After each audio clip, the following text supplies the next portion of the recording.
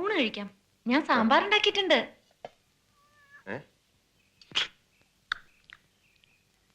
അയ്യേ, ഇതാണ് സാമ്പാർ.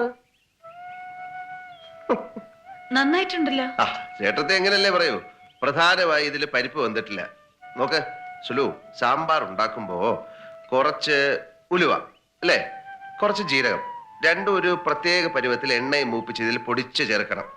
എന്റെ പൊന്നിയടത്തി, ഇവളെ കൊണ്ട് ഇതൊന്നും ഉണ്ടാക്കിക്കല്ലേ, നമ്മൾ ജീവിതം മറുത്തു. ഞാൻ കൈ കഴുകിയിട്ട് വരാം.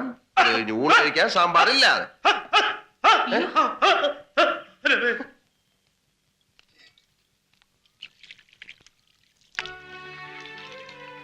സേതുട്ടാ, എല്ലാവരുടെയും മുമ്പിൽ വെച്ച് എന്നെ അങ്ങനെ കൊച്ചാക്കണ്ടായിരുന്നു. എന്തുപറ്റി?